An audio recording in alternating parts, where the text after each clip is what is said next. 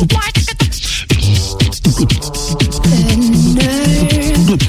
for now we are young, let us lay in the sun and count every beautiful thing we can see. I bet you they won't play this song on the radio. Surprise! I am, you are, we are crazy. Shake boogie down, shake boogie down. Le petit bazar, Radio Canu. Le petit bazar. Petit bazar. Le petit bazar. Le petit bazar. Le petit bazar. Petit bazar. Le petit bazar. Le petit bazar. Quel magnétisme. Petit Coucou. bazar, mais gros bordel. Bien le bonjour à tout le monde sous la pluie lyonnaise aujourd'hui. Nous sommes 3 aujourd'hui en studio dans le petit bazar de 13h09 à 15h à peu près, pardon. Je me remets juste d'une petite grippe et donc je risque d'avoir une voix d'outre-ton un petit peu parfois. Vous m'en excuserez. Ce qui expliquait d'ailleurs aussi la raison pour l'absence de l'émission de la semaine dernière. Voilà, donc on va vous passer 2 heures de petite sélection musicale et puis on vous présentera notre thème tout à l'heure. En attendant, je présente d'abord évidemment mes comparses.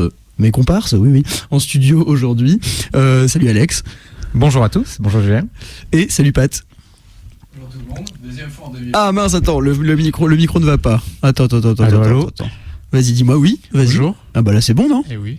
Ça me paraît pas fois mal. En 2025, ça devient une habitude. Ouais, j'avoue, c'est ce que j'allais dire, hein. Les gars, on est très content de vous fidéliser au Petit Bazar. C'est la 2e émission d'affilée pour vous. Et ça fait 2 sur 3 en 2025. C'est quand même une très belle perf. Vous êtes en tête pour l'instant des performances. Voilà. Bon, on va commencer direct par les petites nouveautés pour vous présenter un petit peu ce qu'on a repéré ces dernières semaines en termes de sorties musicales. Et puis ensuite, on embrayera sur le sujet qu'on a choisi de discuter aujourd'hui. D'abord, en fait, ce qui est marrant, c'est que la nouveauté, que c'est toi, Alex, qui a choisi le morceau, mais vous en parliez tous les deux, en fait, Pat et Alex, donc je crois que c'est un groupe qui vous réunit et que moi je ne connais pas, donc je vais être très content de le découvrir. Ah, tu connaissais pas du tout? Franchement, non, pas du tout, même de nom, ouais. Après, c'est étrange parce que c'est vrai qu'avec Alex, on en parle depuis 1 an à peu près. Ah bah merde alors. Ouais. Non mais étrange, bon. Ça reste une petite jeune qui n'avait sorti qu'un maigre EP juste avant l'album qui est sorti hier. Britannique. Ah oui, d'accord. Donc on est vraiment sur de la vraie nouveauté. C'est étrange de savoir que Julien ne connaissait pas par les standards de Julien, mais ça reste logique. Et bah ça va peut-être être une découverte du coup. En tout cas, c'est cool. Alors c'est quoi? Ah ben c'est effectivement une artiste de Londres, une jeune londonienne qui... Alors, elle aimerait pas qu'on dise que c'est un groupe, parce qu'il y a plein de journalistes qui l'écrivent, étant nouvelle, les journalistes découvrent le dossier de presse, qui n'existe peut-être pas d'ailleurs, et en la décrivant comme un groupe, elle le prend mal, parce qu'elle dit non, c'est le projet à mon nom. Il se trouve que j'ai des musiciens, que c'est mes potes, mais c'est moi, toute seule, qui compose tout et qui enregistre tout, avec Dan Carré, pour le coup, sur ce coup-là. Donc ça vole déjà ça sur des standards de production un peu chers, on va dire. Et donc voilà, je dirais que c'est le post-punk, du post-punk mélangé à une atmosphère assez gothique. On sent qu'elle a baigné dans les trucs genre Sisters of Mercy, elle aime bien. Je pense qu'elle aime beaucoup.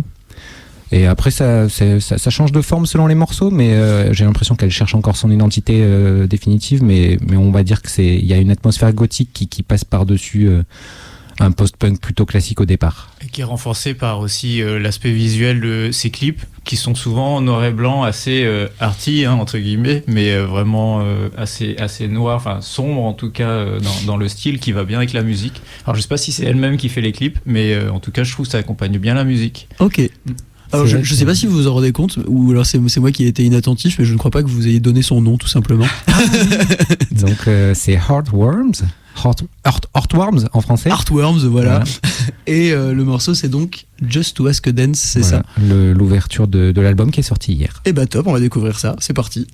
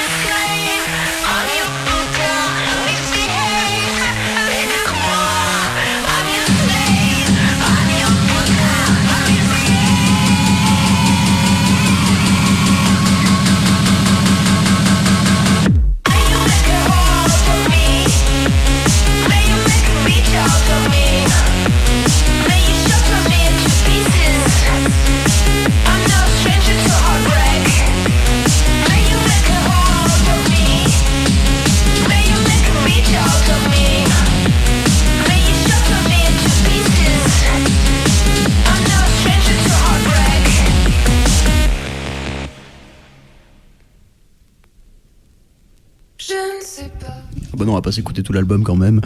Bien, de retour en studio sur 102.2 Radio Canus, c'est le Petit Bazar et nous venons de nous écouter les petits choix en tant que nouveauté 2025. Voilà, une nouvelle année qui commence, déjà quelques petites pépites à vous faire découvrir. La première, c'était un choix, bon, on va dire un choix conjoint, Collectif. voilà, Oui. collectif de Alex et Pat. Est-ce que vous pouvez nous rappeler les références? Donc c'était Heartworms et le titre, je l'ai pas encore mémorisé. Just to ask a dance. Juste pour demander une danse. Et ben la danse on l'a eu après aussi avec mon choix personnel pour la nouveauté qui était alors un peu moins nouveau puisque c'est pas sorti hier, c'est sorti en janvier. C'était un extrait du nouvel album, du deuxième album du duo français Compromat qui sera en concert aux Nuits Sonores dans quelques mois. Et leur nouvel album Playing Praying, qui est donc leur second après Trum und Existence, qui était le précédent en 2019, ça faisait 6 ans quand même. Hein. Et donc Compromat, c'est un duo qui est composé, alors vous avez vu, hein, c'est très électro-clash avec du coup un chant aussi assez racé par-dessus. Le chant, c'est Rebecca Warrior, que vous connaissez peut-être de Sexy Sushi ou de Mansfield Tiwaye, qui sont ces deux autres groupes, je sais jamais si on dit Mansfield Tiwaye ou Tia ou je ne sais pas, qui sont ces deux autres groupes un peu de notoriété publique. Et les beats techno assez rentre dedans que vous avez entendu derrière sont l'œuvre du fameux producteur électronique Vitalik. Voilà, donc c'est un duo qui marche assez bien, de la musique de club comme ça qui fait bouger puis qui fait réfléchir, qui est assez politique aussi dans son contenu, comme tout ce que fait Rebecca Warrior en général. Et donc voilà, c'est un disque qui est pour moi dans la continuité du premier, peut-être un peu plus direct, un peu plus accessible, un peu plus pop à la rigueur, mais je trouve que ça marche toujours aussi bien, et puis surtout en concert ça vaut absolument le coup, donc voilà, n'hésitez pas à prendre vos places si vous le souhaitez. Comme on disait en off tout à l'heure, en fait j'ai passé un morceau d'un album que je viens d'acheter chez Bigou là tout à l'heure, hein, Compromat là, parce que à la base je voulais passer une autre nouveauté, et c'est un peu c'est bien involontaire à la base, mais c'est un peu la transition parfaite pour présenter le sujet que nous avons choisi de discuter aujourd'hui, car comme vous le savez peut-être si vous étiez là il y a 2 semaines déjà, on essaye de faire évoluer un petit peu pour cette nouvelle saison, cette nouvelle année du Petit Bazar, l'émission vers un modèle on va dire un peu plus discursif, ouvert au débat, et du coup on a essayé de se poser une question qui est pas, dont la réponse n'est pas si facile, qui a trait en fait à la manière dont on consomme la musique. Et en fait le but, on va dire que si on devait problématiser cette émission et puis essayer de la résumer en une question un peu laser, ce serait comment essayer en fait de consommer de la musique de manière éthique aujourd'hui à l'ère des grandes plateformes de streaming qui sont quand même qui dominent de manière assez écrasante en fait le marché musical et toutes les dérives que ça entraîne aussi. Comment est-ce qu'on peut encore essayer de consommer éthiquement de la musique? Alors c'était Patrick qui a rappelé ça en message et je vais quand même te relire parce que c'est vrai que le risque en fait c'est quand on discute de ça, c'est de tomber un peu soit dans le moralisme un petit peu de bas étage en distribuant les bons et les mauvais points, ou alors d'être un peu vague, un peu général, d'avoir porté un message politique qui soit peut-être pas toujours très bien documenté, etc. Donc nous en fait on s'est dit que ce serait probablement plus intéressant de rattacher un petit peu tout ça à des expériences personnelles de consommation de la musique, c'est-à-dire comment nous on consomme la musique de manière très honnête, parce que on fait pas toujours de la consommation éthique de la musique et c'est difficile de le faire aujourd'hui. Donc quelles sont les alternatives possibles? Quelles sont les modalités encore de possession un peu d'un objet musical aujourd'hui? Comment on cherche encore à s'approprier un objet musical? Et puis est-ce que les alternatives sont des alternatives viables, ou est-ce que ce sont des alternatives qui elles aussi présentent potentiellement aussi quelques défauts, etc. Voilà, c'est des questions qu'on va essayer de naviguer un petit peu aujourd'hui. Alors pour ça en fait on a différents axes de discussion et on a chacun à chaque fois selon ces axes de discussion choisi un morceau un peu représentatif qui illustrerait un petit peu justement ce dont on va parler après. Donc pour ouvrir le premier axe de discussion, qui en gros, vous allez voir en fait, nous interrogera un petit peu sur est-ce que il y a encore la nécessité aujourd'hui de posséder un objet musical. En gros, est-ce que la musique est encore un objet? Ce serait déjà un peu la première question, je pense, à se poser justement si on parle des plateformes de streaming, etc. On va commencer par s'écouter les morceaux qu'on a chacun choisis, qui pour moi illustraient un petit peu justement cette idée-là. En commençant par celui d'Alex. Alors, on va changer un peu la formule si vous le voulez bien, les gars. C'est-à-dire qu'on va s'écouter les 3 morceaux et puis après on les présentera rapidement et ensuite on enchaînera sur le débat. Voilà, pardon, je suis en train aussi de présenter les modalités de l'émission à mes invités et tout, mais du coup si ça vous va, on peut faire comme ça et puis on voit si ça fonctionne. Allez, c'est parti, les 3 premiers morceaux pour donc ouvrir un petit peu cette émission sur les habitudes de consommation et les possibilités de consommation éthique de la musique aujourd'hui.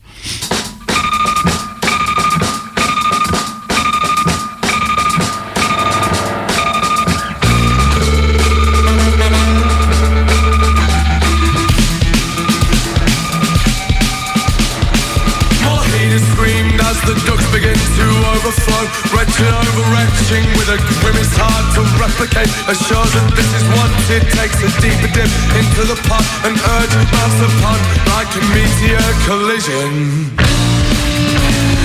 Countenance reads poorly as a turn is taken to spit all the bile that's risen up and filled them up like feathers in a pillow. Put on those shades because your eyes can speak 1,000 words, 1,000 minds reserved. Don't want to give the game away.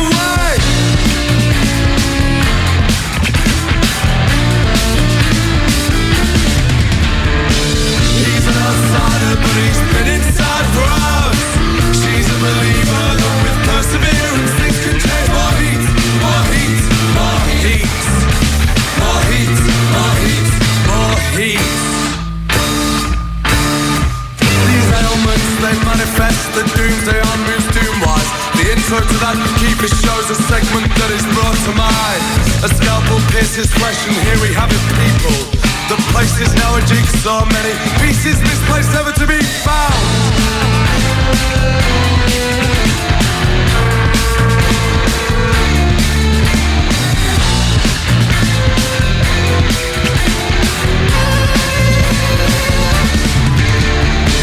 He's an outsider, but he's been inside for hours. She's a believer, but with perseverance things can change. More heat, more heat, more heat, more heat, more heat.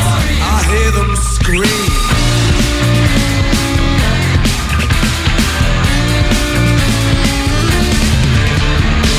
He's an outsider, but he's been inside for hours.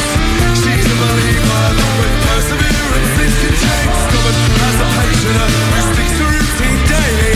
Dogged as the deer, staring headlights down without refrain. More heat, more heat, more heat.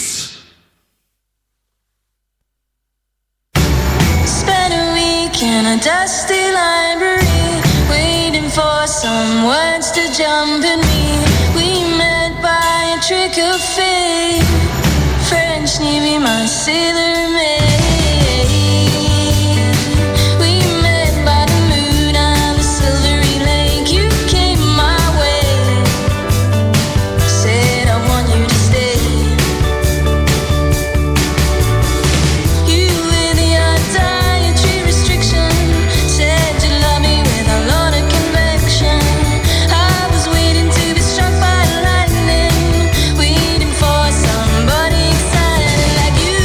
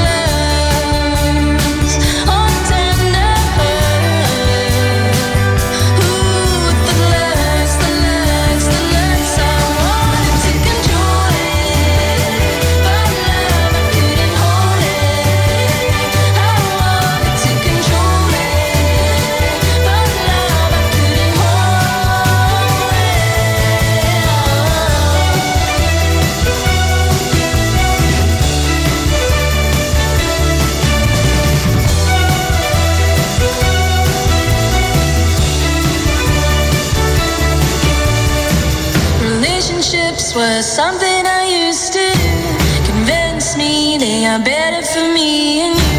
We met by a trick of fate.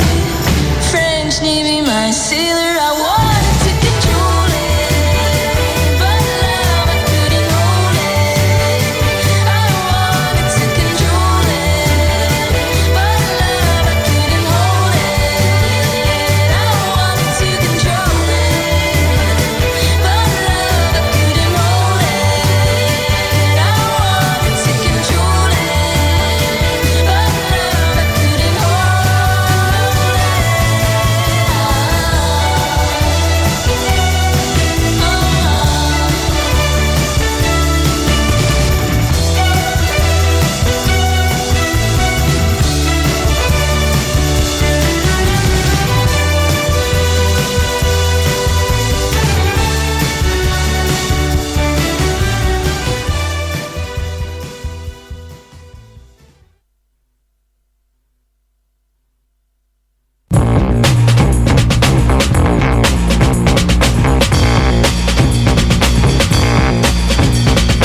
London gangs, it's a fight for life.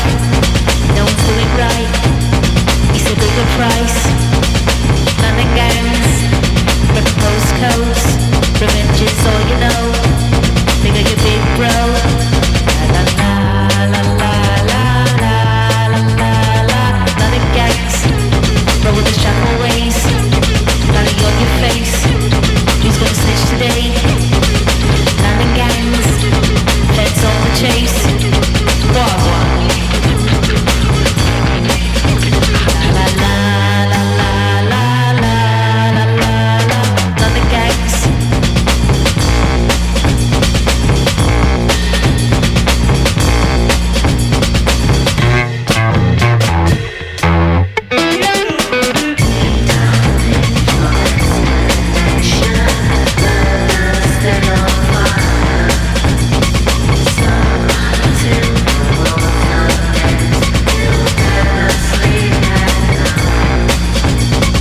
London gangs, when your soul is tied, it's all built on lies. Now you're here for life. You only know venom, so you're here for life. So you're here for life. So you're here for life.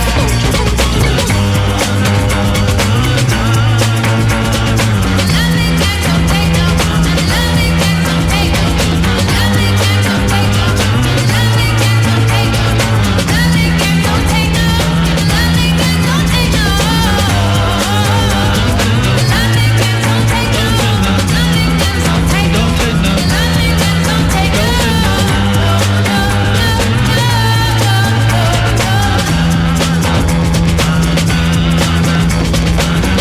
I know you try, but it's a fight uphill.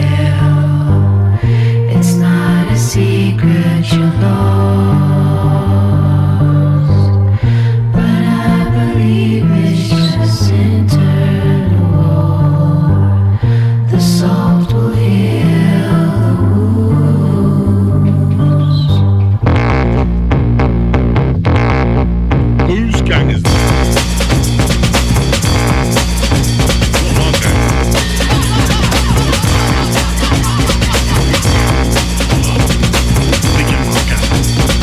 London gangs.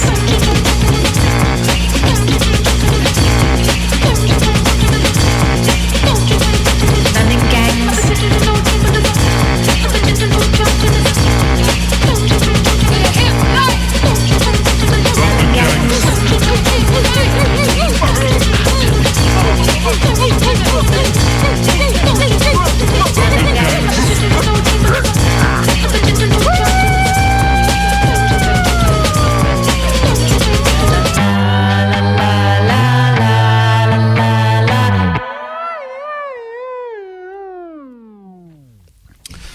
Et voilà, de retour en studio sur 102.2 Radio Canu, et 3 morceaux pour nous lancer notre débat du jour sur les modes de consommation éthiques, ou plus généralement, est-ce que c'est possible de consommer de la musique de manière éthique aujourd'hui. Et puis, en fait, pour lancer ce débat, peut-être, tout simplement, c'est quoi, en fait, consommer de la musique pour nous aujourd'hui ? Et on s'est lancé d'abord sur un peu la nécessité peut-être encore pour nous, mais alors on est, je pense, un peu une exception à ce niveau-là ou une minorité, mais cette nécessité en fait de voir la musique comme avant tout un objet physique à avoir entre ses mains, à posséder, etc. Et pour illustrer ça, Alex, toi, tu nous as choisi donc le premier morceau qu'on a passé sur cette bande. Est-ce que tu peux nous dire déjà ce que c'est et puis ensuite nous expliquer pourquoi tu l'as choisi? Ouais, c'était le groupe Dead Letter des Anglais avec le morceau More Heat, extrait de leur premier album qui est sorti l'année dernière en 2024 du coup. Et voilà, c'est un groupe de post-punk à saxo, on va dire, pour schématiser. Et il fait partie de ma dernière vague de, comment dire, pas d'achat malheureusement, de téléchargement. Puisque quand on s'est posé cette question là, objet du débat d'aujourd'hui, ma première réaction ça a été de me dire en fait Spotify ou pas Spotify, finalement quel que soit mon mode d'écoute, c'est vrai qu'à la fin j'ai toujours besoin d'avoir alors avant c'était les disques, après ça a été les CD de MP3 et maintenant c'est les MP3, d'avoir quelque chose en fait que je puisse conserver. Pour me constituer. En fait, ma bibliothèque, elle date de tellement longtemps. Si vous voulez, quand vous avez Spotify ou n'importe quelle plateforme, moi je me dis, il n'y a aucun moment où tu peux finalement te retourner et te dire, alors, quel est mon stock et qu'est-ce que je pourrais... J'ai pas envie d'écouter des nouveautés aujourd'hui. J'ai envie de réécouter un vieux truc. Alors tu peux te dire, ma mémoire me dit que j'ai envie d'écouter ça aujourd'hui.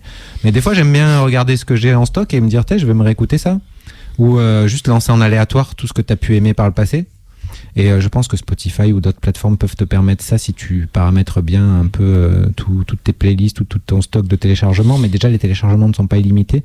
Donc, personnellement, le meilleur moyen que j'ai trouvé, c'est de continuer à me procurer, on va appeler ça comme ça, les MP3 de chaque album que j'ai apprécié. Alors après, à charge pour nous de trouver un moyen de le découvrir avant de se le procurer pour voir si tu vas chercher à te le procurer après.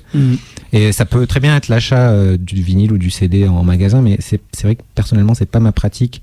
C'est vrai que j'ai arrêté, je pensais toujours de toute ma vie que je continuerais à acheter les CD de chaque album qui me plaît. Et en fait, c'est vrai que ça s'est très vite arrêté avec la profusion de l'offre dans les années 2000, milieu des années 2000, quand on a commencé tous à avoir Internet et que les albums étaient à disposition du jour au lendemain comme ça, et que tu pouvais découvrir beaucoup plus d'artistes finalement, au lieu d'être confiné à ce que tu pouvais acheter, c'est-à-dire un par mois si tu avais de la chance, quoi.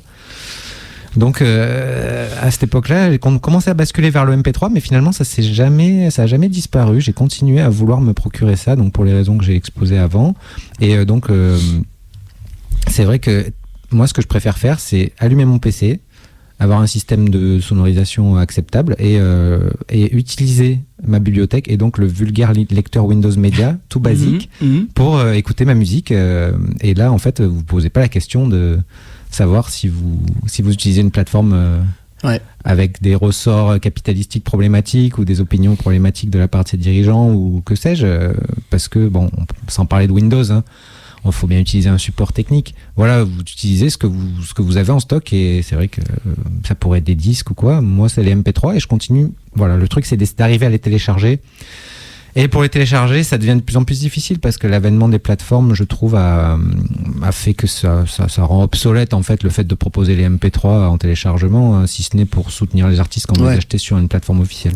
Ouais, voilà, ça on y reviendra, mais en tout cas c'est intéressant à plusieurs niveaux parce que ce que tu dis c'est que en fait il y a toi tu entre guillemets justifies, hein, t'as pas justifié par ailleurs, mais il y a ce truc de et on en reparlera tout à l'heure, c'était un autre tiroir que je voulais ouvrir avant dans l'émission, c'était l'idée d'avoir l'impression quand même d'avoir une vraie collection qui t'appartienne, c'est-à-dire en fait de pouvoir un peu contrôler ta consommation en quelque sorte et avoir une visibilité sur ce que tu aimes en fait, quoi, qui est pas toujours un truc qui est tant permis que ça par les plateformes de streaming parce que par définition la plateforme de streaming c'est effectivement toute l'offre musicale quasiment qui est devant toi, et donc il y a quelque chose d'un peu impersonnel, quoi, mais il y a quand même au-delà de ça un truc un peu de prise de possession, quoi, genre tu télécharges et même si c'est pas un objet en soi, c'est dématérialisé et tout, t'as un peu l'impression que du coup maintenant c'est à toi, c'est tes fichiers à toi, c'est un truc que t'as fait l'effort d'aller chercher, d'aller compiler.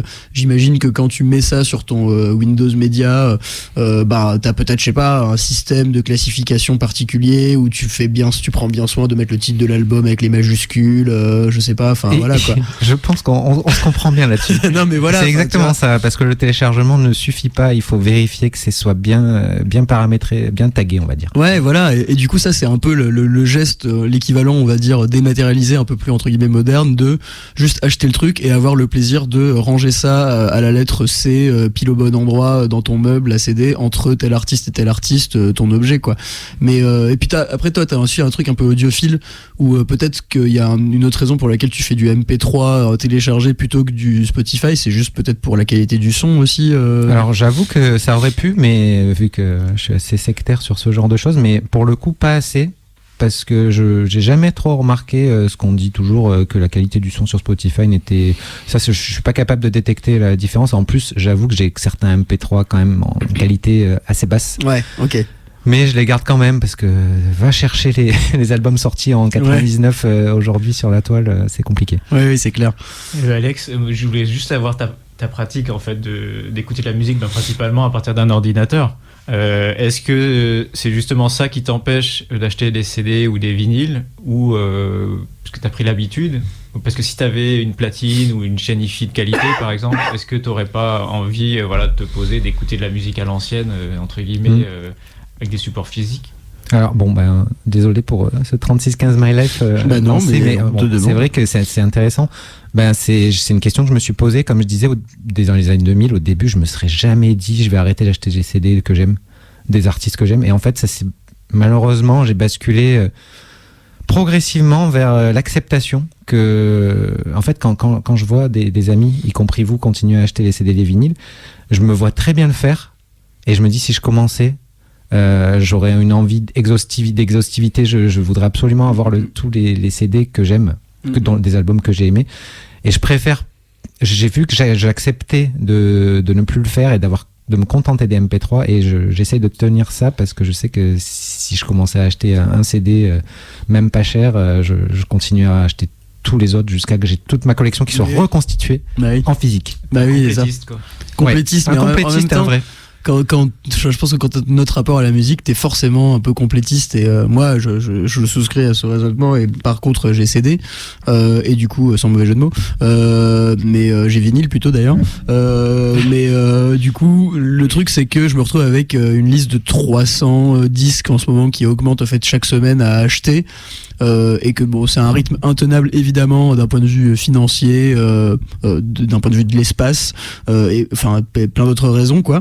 Mais c'est vrai que c'est une espèce ça devient une espèce de Moby Dick quoi. En fait, tu te dis un jour peut-être, j'aurai plus d'albums dans ma liste à acheter, j'aurai tout complété, j'aurai ma collection parfaite et ce sera génial. Et puis en fait en même temps voilà, c'est toujours le paradoxe, tu te dis ce moment-là sera peut-être un peu triste aussi quoi, parce que finalement ce que j'aime bien c'est que cette liste elle soit toujours abondante comme ça, et que je la complète de manière très très parcellaire à chaque fois, mais qu'il y a toujours ce plaisir d'avoir un ajout à ta collection. Mais en même temps c'est aussi un gouffre financier, et puis parfois honnêtement ça fait bizarre de le dire comme ça, mais il y a un truc un peu d'addiction, ou un truc un peu psychologique aussi quoi, qui rentre en compte, où il y a une forme d'obsession quoi. Alors moi j'ai pas la collection dans le sens je veux les originaux de 78 de tel, moi je m'en fous un peu, je veux juste le disque entre les mains et pouvoir l'écouter à la maison. Mais c'est vrai qu'il y a ce truc de ça m'insupporte pas mal de me dire qu'il y a un disque que j'aime et qu'en fait je l'ai pas à la maison avec moi entre mes mains, etc. quoi. Donc effectivement faut se méfier je trouve de l'addiction. Et d'ailleurs ça permet d'enchaîner peut-être avec toi Pat, parce que toi à un moment tu t'es acheté pas mal de vinyles, et puis en fait tu t'es un peu arrêté, non? Justement c'est une remise en question qui commence à dater. Enfin j'ai toujours interrogé ma pratique, ma consommation, même si j'aime pas trop ce terme, parce que ça ramène la musique un peu à une notion de produit ou de nourriture qui disparaîtrait. Là par exemple le titre que j'ai choisi pour cette première partie c'est French Navy de Camera Obscura, tout simplement parce que la protagoniste de cette chanson raconte qu'elle cherchait l'inspiration dans une bibliothèque et qu'elle a trouvé l'amour. une sorte d'amour. Et donc c'est la notion de bibliothèque. À Lyon, on a la chance d'avoir des discothèques, enfin des médiathèques assez bien fournies, surtout celle de la Pardieu qui dispose d'un fonds documentaire assez impressionnant et qui permet même d'emprunter des vinyles actuellement. Donc c'est vraiment sympa. Et depuis quelques années, voilà, j'écume un peu les bibliothèques de la ville et je prends un peu des CD au hasard. Alors ça peut être des disques que j'ai bien aimés mais que je n'ai pas dans mon iTunes par exemple, ou que j'ai envie d'écouter proprement sur ma platine par exemple, parce que moi j'ai une chaîne hi-fi par exemple, et c'est quand même un plaisir de mettre le disque, de s'installer et d'écouter de la musique intentionnellement.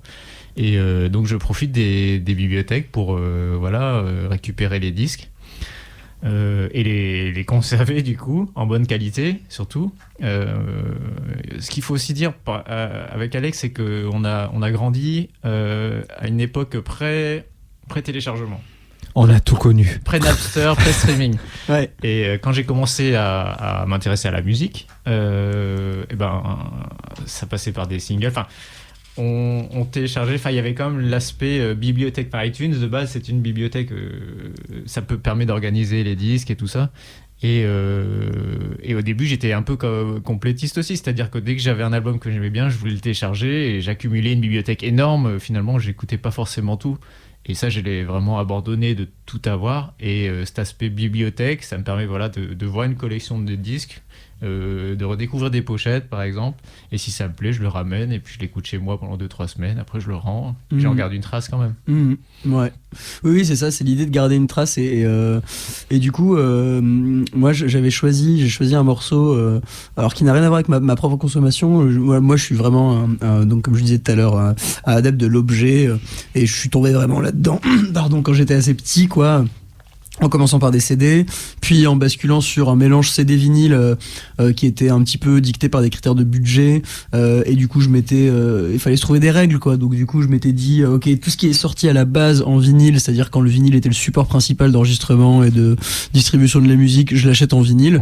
Donc en gros, pour situer ça de manière complètement arbitraire, je me disais tout ce qui est sorti avant 1990, j'essaye d'acheter en vinyle, et après j'achète en CD parce que je me dis il y a pas une incohérence totale à acheter en CD un truc qui n'a jamais été véritablement pensé pour le vinyle à la base. Et puis en fait il est arrivé ce qui devait arriver, c'est-à-dire que j'ai commencé à gagner un peu plus d'argent et je me suis rendu compte qu'en fait je trouvais que le vinyle, mais complètement, c'est ça, c'est horrible, c'est vraiment le truc de consommation, tu sais. Mais je me suis surtout dit en fait le vinyle est un objet qui me plaît beaucoup plus que le CD, quoi. Le CD, je m'en suis lassé de cet objet et je trouvais qu'il y avait de moins en moins d'efforts qui étaient apportés au support CD. Je trouvais qu'on voyait de plus en plus, ce qui était écologiquement très bien par ailleurs, de plus en plus de pochettes cartonnées ou de pochettes les espèces de sleeves un peu fines comme ça, sans le boîtier compact. Et parfois, en fait, c'est vrai que moi j'étais un peu frustré de me dire je payais 20 € en commande directement au label avec 15 € de frais de frais d'expédition machin pour acheter direct au label et pas passer par la Fnac et tout. Et puis en fait, tu recevais un bout de carton avec un CD dedans et une pochette gribouillée. Tu disais bon bah ok. Et voilà, j'avoue que le vinyle a fini par en fait me conquérir totalement. Malheureusement, ça a été dans une conjecture où en fait les prix ont complètement explosé aussi pour le vinyle et puis le vinyle a commencé aussi à avoir une nouvelle cible un peu aussi marketée, quoi, c'est-à-dire les gens comme moi en gros, quoi. On est en train quand même de se faire pas mal exploiter en tant qu'acheteur de vinyle, je trouve, parce que le marché a clairement ciblé qu'on était des collectionneurs un peu incurables et que de toute façon on allait acheter quoi qu'il arrive, quelles que soient les augmentations de prix et quelles que soient aussi un peu parfois les abus sur le packaging et tout, quoi. Donc voilà, c'est un peu problématique. Bref, moi j'ai choisi un morceau d'un groupe qui s'appelle Sault, S-A-U-L-T, un extrait de leur 5e album qui s'appelait Nine en 2021. En fait, c'était plus pour réfléchir. Justement, je pense que Sault est un exemple intéressant de groupe qui intègre la réflexion sur les manières de consommer la musique et les rapports aux produits dans leur manière de publier la musique elle-même. Et c'est un groupe assez politique pour ça, même si je trouve qu'il y a un peu c'est un peu roublard aussi, quoi, ce qu'ils font. Mais c'est un groupe qui déjà a beaucoup mis en en ligne des disques de manière gratuite et sans passer par les plateformes. Alors maintenant, vous allez retrouver la majorité des albums de Sult sur donc c'est un groupe londonien de rhythm et blues, en gros, un collectif de musiciens, et ils sont très secrets. Ils ont fait un concert dans leur carrière alors qu'ils sont assez populaires, mais en fait personne ne connaît véritablement leur identité. Ils ont performé une fois masqués et c'est leur seul concert, donc ils cultivent comme ça à une époque où l'image est aussi importante que le produit finalement, quoi, ou fait partie du produit. Ils cultivent justement cette espèce de disparition comme ça, mais ils en font aussi un argument marketing au final, donc c'est assez ambigu. Et ils ont fait beaucoup en fait de sorties un peu alternatives. Ils ont essayé de trouver des moyens de sortir leurs disques en dehors un peu des systèmes habituels. Et par exemple, cet album-là, je trouve qu'il fait sa modalité de sortie faisait réfléchir un petit peu sur qu'est-ce que c'est en fait que posséder de la musique. Est-ce que en tant qu'auditeur on peut s'approprier véritablement complètement de la musique en tant qu'objet, parce qu'en fait c'était un disque qu'ils avaient mis pour le coup en disponibilité sur tous les services de streaming et tout, et ils ont dit que ce disque serait sur les services de streaming 99 jours et après disparaîtrait pour toujours en fait, et il y avait évidemment pas de lien Bandcamp direct sur lequel télécharger leur musique, etc. Il y avait aucune possibilité légale, évidemment, puisqu'on l'a écouté aujourd'hui et que je l'ai trouvé sur une plateforme illégale, hein, évidemment, pour le télécharger. Mais légalement, il n'y avait aucune manière de conserver cet album, en fait. Tu pouvais l'écouter pendant 3 mois et après, il disparaissait. Et moi, je trouvais ça assez intéressant de concevoir un objet musical de cette manière-là, réfléchir sur le côté justement éphémère, quoi. Parce que en vrai, c'est ce que propose quand même la consommation sur le service de streaming, c'est qu'en fait, ça nécessite beaucoup moins d'attention de la part de l'auditeur, et potentiellement, un morceau peut durer 3 minutes et disparaître à jamais, en fait, de notre mémoire et de notre collection entre guillemets. Et là il y a vraiment ce truc de nous on va faire une œuvre qui est éphémère véritablement en musique, et je trouvais ça assez intéressant. Le paradoxe étant évidemment que maintenant, si vous voulez Nine en vinyle, il existe en vinyle. Donc en fait il y a toujours ce truc un peu, ils sont pas allés jusqu'au bout de leur démarche totalement. Ils ont voulu faire réfléchir un petit peu sur je sais pas sur quoi en fait, enfin, c'est ça qui m'interroge aussi, c'est qu'est-ce que ça voulait dire en fait, enfin, je sais pas comment vous l'interprétez ce geste, quoi, genre de se dire on va faire un album qui sera disponible 3 mois et après qui va disparaître. Pourquoi faire ça, de créer de la rareté comme ça, c'est ce que je me demande, tu vois, est-ce qu'il y a un truc un peu sournois, c'est un peu hypocrite quand même, parce que actuellement c'est impossible, enfin tout ce qui est sur internet, il y a jamais, tout le monde le sait, il y a rien qui disparaît réellement, surtout s'il y a une base de fans qui est assez importante, parce que c'est un groupe un peu mystérieux. Dès que ça sort en streaming, quelqu'un va l'enregistrer et ils savent très bien que ce sera disponible, et du coup ils l'ont sorti en disque, donc je vois pas l'idée. En plus, voilà, il y a un packaging en disque derrière qui paraît, alors ils ont attendu un peu mais il a fini par arriver. Et puis de la même manière, on en reparlera tout à l'heure quand on parlera des alternatives, mais ça faisait partie un peu des artistes qui d'abord revendiquaient de pas être sur les services de streaming, etc. Puis bon, finalement, 2-3 ans après, ils ont tous leurs albums dessus, etc. Enfin voilà, je trouve qu'il y a toujours ce côté un peu... En fait, est-ce que c'est de la résistance ? Est-ce qu'on peut résister à ces systèmes-là ? C'était un peu la question que se posait le groupe, et en même temps, moi je suis d'accord avec toi, Pat, qu'il y a la question un peu de la certaine hypocrisie d'un geste comme ça qui se pose, quoi. Bref, waouh. Si je commence à trop parler, ça va pas arriver au bout. Ok, et du coup, on va passer une bande de 2 morceaux que vous avez choisis tous les deux, les gars, après. Pour s'interroger un petit peu plus, donc on va poursuivre un peu notre réflexion. Au-delà de la possession de l'objet, c'est en fait tout simplement quels sont nos critères de sélection et comment est-ce que c'est influencé ou pas par les services de streaming, tout simplement en fait. La question c'est se poser la question de est-ce que on se construit un peu un empire musical sur lequel on veut régner, comme disait un peu Alex tout à l'heure quand il disait que se construisait sa collection, etc., et que c'est bien dit, hein. Ouais. Non mais il y a un truc un peu comme ça, ou alors j'ai l'impression que Pat, toi t'étais plutôt sur une espèce d'image de mélomane un peu vagabond comme ça, où tu te laissais peut-être un peu plus porter par des suggestions ou des choses. En fait, tu vas forcément cibler ta consommation, mais c'est une évolution de ma part aussi, puisqu'à l'époque j'étais un peu pas comme le royaume le seigneur de ma collection, mais après en prenant de l'âge, moi j'ai perdu un peu quand même malheureusement le goût de la découverte. Avant je passais énormément de temps à lire des webzines, à chercher vraiment la nouveauté, écouter les nouveautés le jour même. Maintenant, ça me touche moins. Du coup, malheureusement, je dépends un peu des suggestions des services de streaming. Mais pas seulement, enfin, le morceau là qu'on va passer pour illustrer ça, toi c'est aussi, on en reparlera tout à l'heure, mais tout simplement en fait la radio quoi, genre C'est vrai.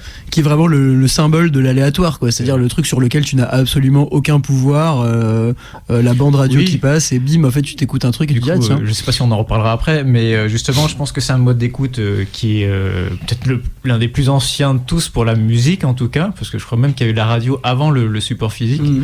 Du coup, l'auditeur est complètement, alors peut-être pas passif parce qu'il peut faire le choix d'écouter activement ou non, mais je trouve que c'est pas complètement différent d'une personne qui est abonnée à Spotify et qui lance une playlist tout à complètement random avec une section qui va convenir exactement à ses goûts pour aller au boulot par exemple le matin. Il y a beaucoup de gens qui font ça. Là quand on choisit une radio, on choisit une radio qui correspond à ses styles et on sait qu'on aura de la qualité, on n'aura pas à se soucier d'aller chercher les morceaux, l'enchaînement c'est fait par des DJ et on a de la nouveauté, on a des classiques, non c'est bien. Ouais, bah oui, et puis j'ai mis ça en relation avec Alex et son Last FM parce que là on est sur pour le coup on est sur un truc assez opposé je trouve de vraiment l'idée que tu contrôles absolument ce que t'écoutes en fait quoi, et qu'il y a même en fait des statistiques qui viennent derrière et que c'est la perversion poussée au maximum. Voilà, donc le vagabond contre le pervers empereur classificateur. Mais en fait moi je me range dans cette catégorie là aussi Alex, donc voilà hein, t'inquiète. Et donc 2 morceaux pour illustrer ça que vous avez choisi.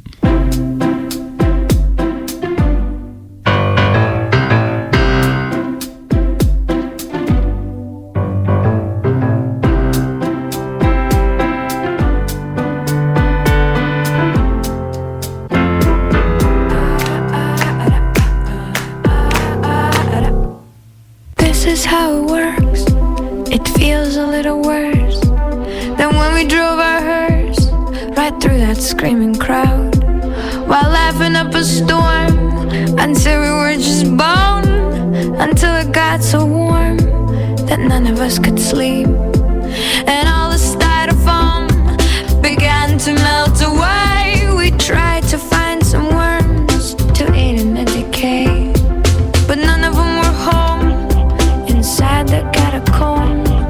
A million ancient bees began to sting our knees while we were on our knees, praying that disease would leave the ones we love and never come again.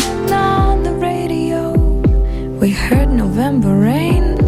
That solo's real long, but it's a pretty song.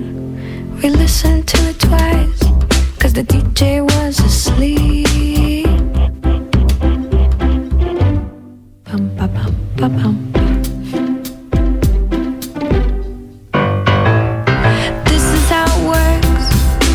Young until you're not, you love until you don't, you try until you can't, you laugh until you cry until you laugh, and everyone must breathe until their dying breath. No, this is how it works. You peer inside yourself, you take the things you like, then try to love the things you took, and then you take that love you made and stick it into someone else's heart, pumping someone else's blood, and walking arm in arm. You hope it don't get harmed, but even if it does, you just do it all again. And on the radio, you'll hear November rain. That solo's awful long, but it's a good refrain. You'll listen to it twice, 'cause the DJ is asleep.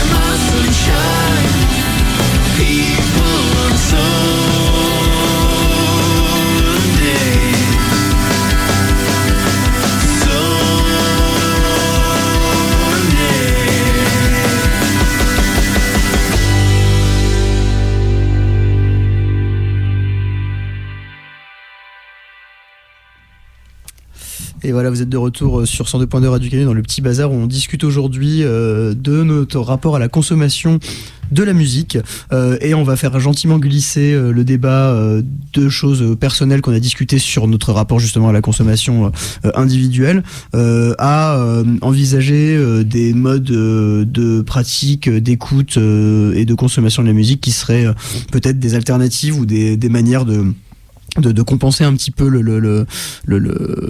l'emprise énorme en fait des services de streaming et de tout ce qui s'ensuit. Alors on rappelle quand même peut-être quelques stats. Moi j'ai vu que donc Spotify en gros un stream pour un artiste ça représentait 0,001 ou 0,002 je sais plus dollars par stream, quelque chose comme ça.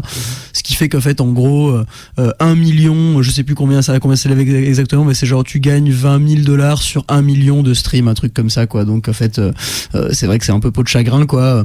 Au-delà de ça évidemment il y a beaucoup plus de problèmes notamment liés aussi à des problématiques de droits, Spotify qui s'arrange les droits sur quand même énormément de la production musicale sans forcément demander la permission aux artistes, etc. Et donc on va discuter un petit peu de tout ça en deuxième partie d'émission, mais là en fait on était plus encore un peu sur tout simplement justement est-ce que on a besoin absolument aujourd'hui pour sélectionner de la musique et pour construire un peu son univers musical, est-ce qu'on a absolument besoin de Spotify, des plateformes de streaming, etc.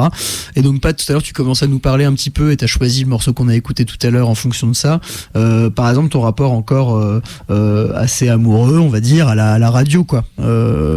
Oui, actuellement mes choix, j'en ai pas énormément. Mes radios que j'écoute le plus souvent, c'est FIP, ouais. qui est pas mal, mais plus en musique de fond quand même. Leur sélection, elle est un peu limite ambiant, un peu jazz, plutôt portée vraiment sur la musique facile à écouter pour meubler. Mais celle que j'aime vraiment beaucoup, que j'écoute depuis presque 10 ans, c'est BBC Six Music. Ouais. Qu'on peut écouter sur internet hein, bien sûr, mais qui a une approche vraiment pas radicale mais vraiment intéressante niveau rock, qu'on pourrait rattacher peut-être à Radio Nova ou le Move première période en France, mais bon BBC c'est quand même un autre niveau, surtout qu'ils sont vraiment à la source de la production musicale quoi. La musique anglaise c'est vraiment un autre niveau, ouais. Et ils ont des tas de MC, d'émissions vraiment intéressantes. Ils jouent à la fois donc les classiques, hein, les Beatles, les Rolling Stones, enfin tout ça, et aussi les nouveautés. Ils sont partenaires de festivals. Donc c'est vraiment une chaîne de radio que j'apprécie beaucoup et qu'apparemment elle était menacée à un moment et beaucoup de groupes se sont mobilisés pour la maintenir, hein, parce que la BBC c'est le service public quand même en Angleterre. Faut le rappeler et c'est vraiment un bijou quoi. Franchement je trouve que cette radio est exceptionnelle quoi. Bah c'est vrai qu'en fait t'as ce truc de la radio, c'est ce qui permet quand même aussi, enfin c'est un média qui encourage aussi une forme de proximité avec les artistes aussi, parce que j'imagine qu'il y a beaucoup d'interviews, il y a beaucoup aussi de gens qui viennent défendre leurs disques. On parlait tout à l'heure de l'achat en fait du disque. Enfin, tout ça en fait c'est des manières, je pense, pour les amateurs de musique de manifester un petit peu leur soutien aux artistes, de dire en fait on est là et on veut vous faire vivre et on veut que vous gagniez votre vie grâce à nous. En fait c'est un petit peu ça aussi l'idée quoi. C'est le mécénat 2.0 aujourd'hui, c'est vraiment la clientèle qui fait vivre l'artiste, etc. Mais le problème c'est qu'en fait ça a été clairement dévoyé par les plateformes de streaming, parce que du coup il y a un mode de consommation de la musique maintenant qui est tellement immédiat et qui est tellement peu lucratif pour les artistes mais tellement simple pour les consommateurs qu'en fait évidemment on a peut-être la collectivité a peut-être parfois moins envie justement, ou pas forcément le réflexe en tout cas, de supporter directement les artistes, comme c'est le cas quand on écoute la radio, comme c'est le cas quand on achète de la musique en physique, comme c'est le cas quand on va voir un artiste en concert, etc. Donc voilà. Mais du coup, en termes d'alternatives, effectivement, t'aurais la radio pour la découverte, hein, même pas pour la consommation, là, mais plus pour la découverte. Et puis en fait, c'est pas que j'ai opposé ça, c'est qu'en fait, je trouvais ça intéressant parce que t'as ce truc de mine de rien, comme tu disais, en fait, on peut créer le parallèle de la radio avec la playlist Spotify aléatoire, etc. Mais la playlist Spotify, elle va quand même toujours être calculée selon un peu de tes goûts personnels. Alors comme tu disais, le choix de la radio c'est aussi une manière de cibler un petit peu l'univers musical dans lequel tu vas évoluer, mais il y a on va dire un côté plus aventureux quoi. Et puis à côté de ça en fait c'est vrai que ce que la plateforme de streaming cherche de plus en plus à recréer, je trouve, c'est ce dont on a parlé avec Alex, c'est ce truc de encore une fois, moi je prends cette métaphore-là qui est imparfaite, hein, mais l'idée de construire son palais musical, quoi. C'est que vraiment, en fait, comment reproduire une collection physique, mais dans l'univers digital dématérialisé. Toi, tu parlais du Windows Media tout à l'heure, mais il y a d'autres trucs. Toi, tu utilises Last.fm, Alex, on va y revenir. Tu vas nous présenter un peu ce que c'est. Mais c'est vrai qu'en fait, quand tu dis que tous les ans, t'as les trucs genre les Spotify Wrapped et tout, en fait, c'est des manières d'essayer, en fait, de faire croire en quelque sorte aux utilisateurs des plateformes qu'ils ont construit leur univers et qu'ils se sont fait en fait leur trou dans cette espèce de catalogue immense comme ça, et que en fait ils ont une identité musicale qui est inscrite en fait digitalement, qui est une forme de collection qui se crée, quoi.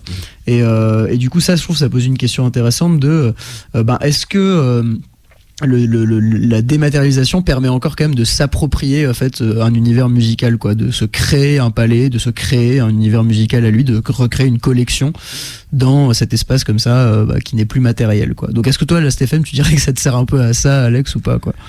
Ah, alors c'est vrai que j'avais pas abordé comme ça, parce que c'est vrai que Last.fm, on va dire, c'est un site internet, c'est même pas un c'est réseau. pas une plateforme. Ouais. Alors, mais c'est ça qui est paradoxal, c'est que je l'ai connu en tant que site internet qui, en fait, vous fournit un petit logiciel qui traque vos écoutes, quel que soit votre support. Techniquement, je pense qu'il y a un tracker possible pour Spotify, pour votre lecteur préféré sur votre PC, pour YouTube, pour n'importe quelle plateforme. Vous pouvez faire en sorte que toutes vos écoutes soient compilées dans Last.fm, qui, lui, après, vous présente vos statistiques d'écoute selon plusieurs modes. D'ailleurs, vous pouvez afficher ça.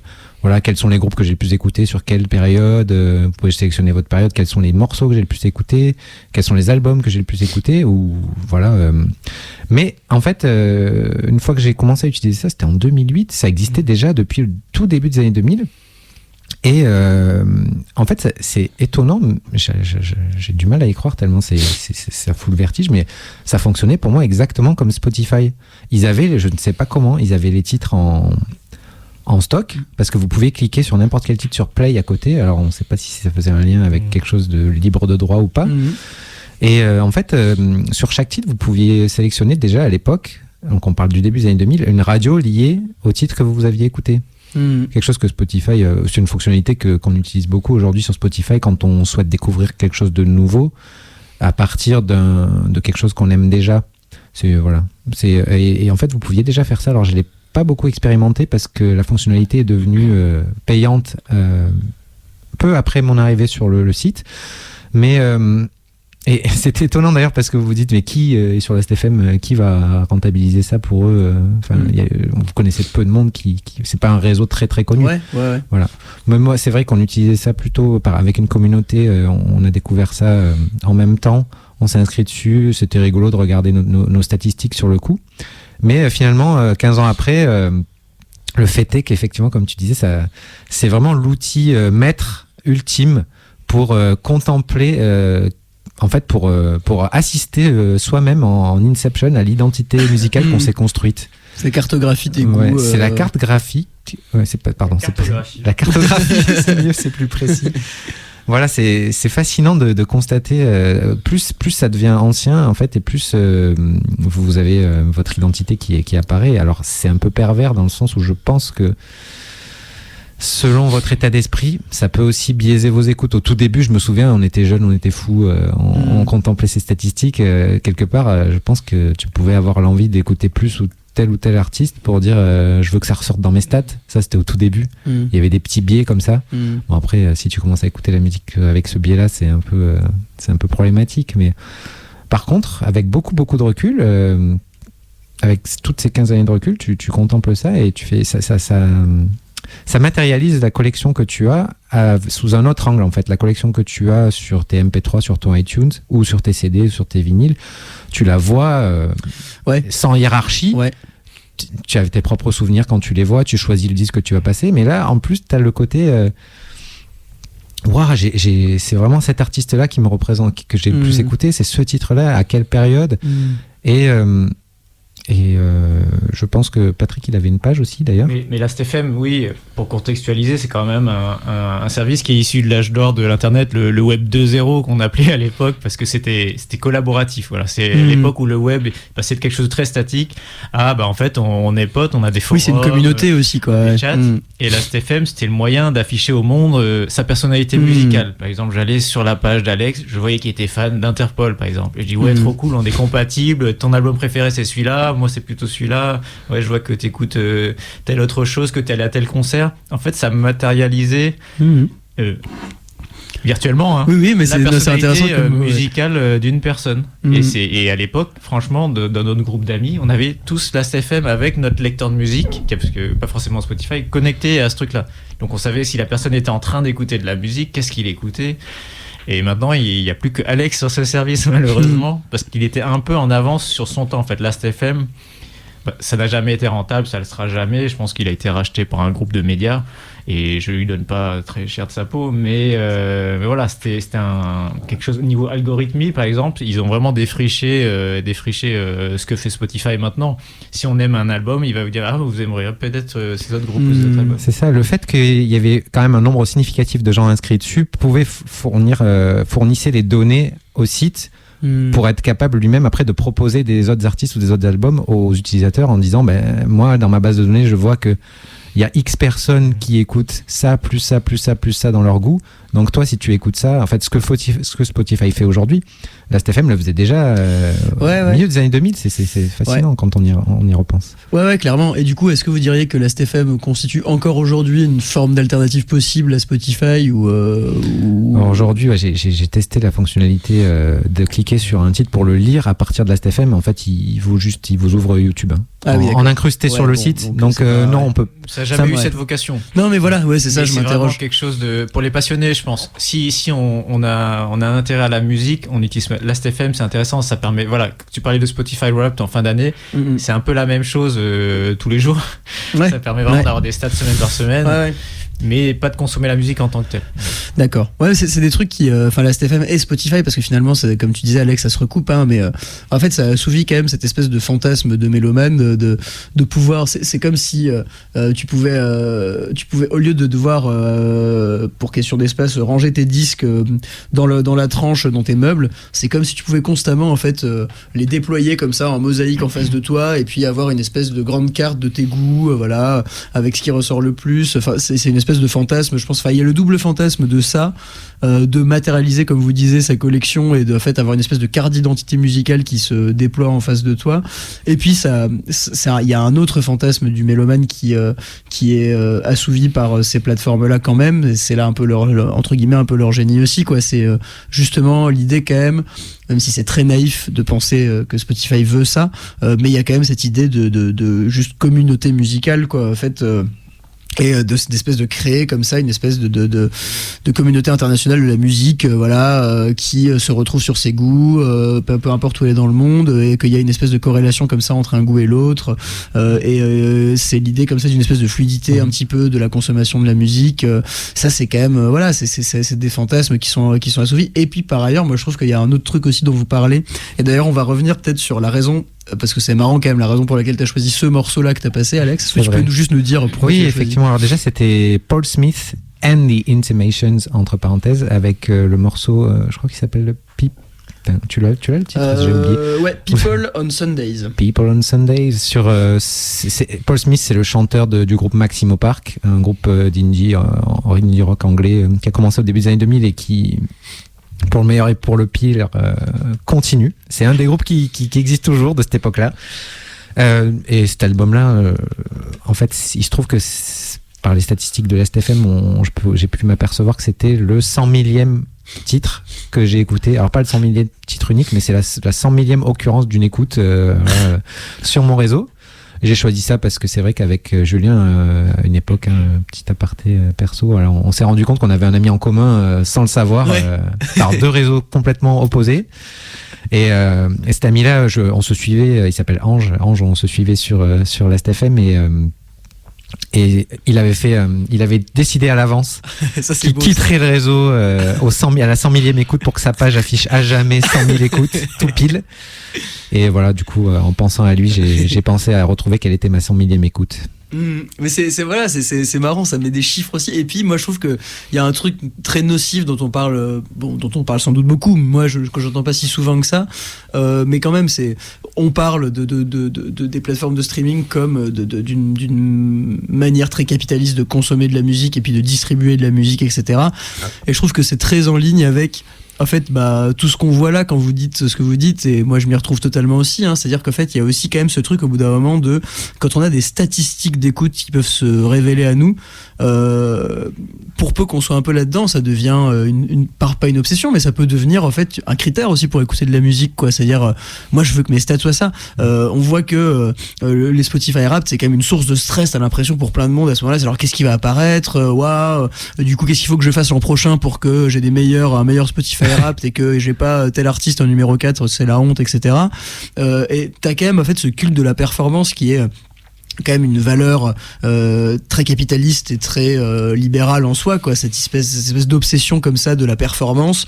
Il faut être au meilleur de toi-même. Il faut absolument que ce soit toi qui ait le plus d'heures d'écoute Spotify, etc.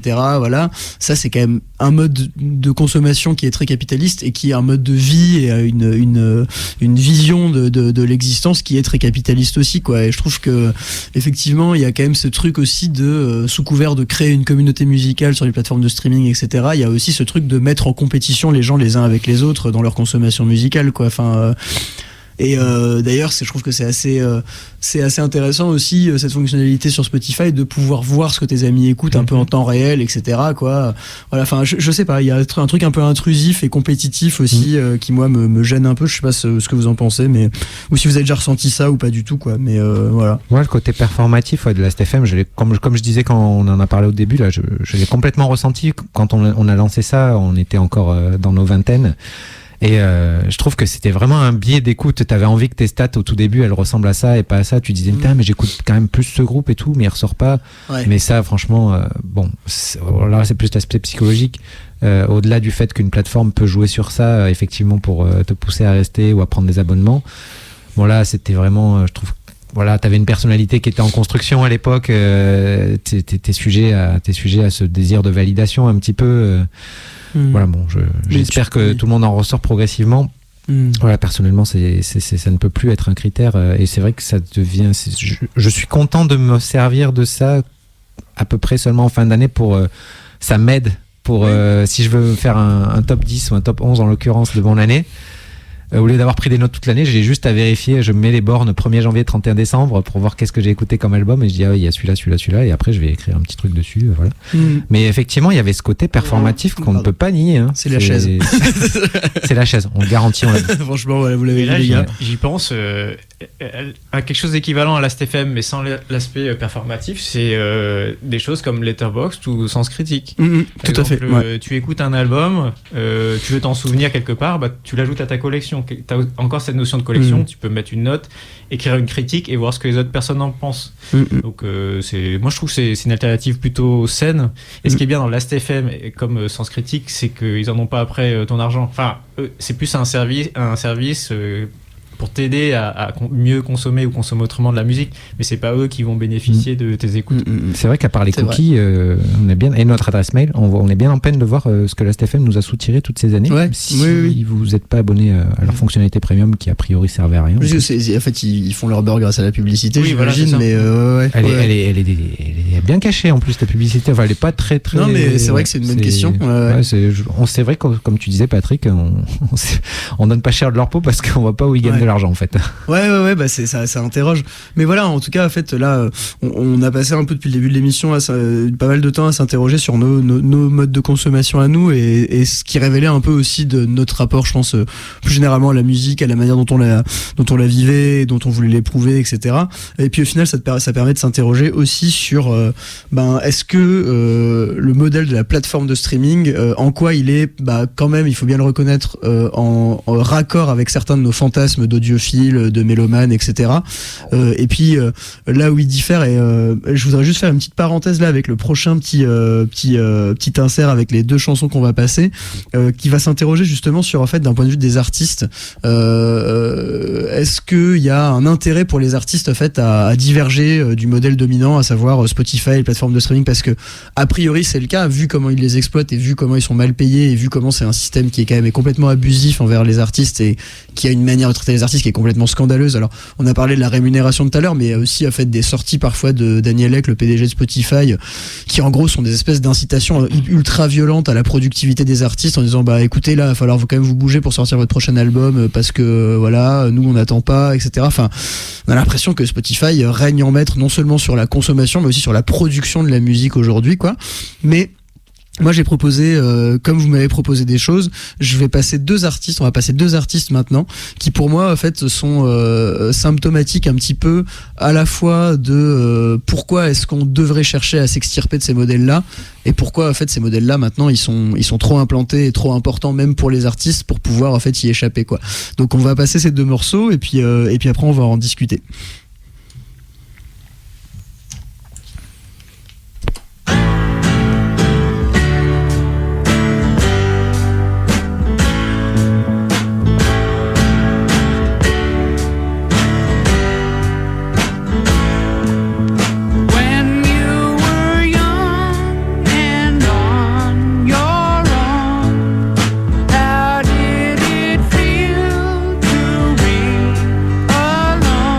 Alone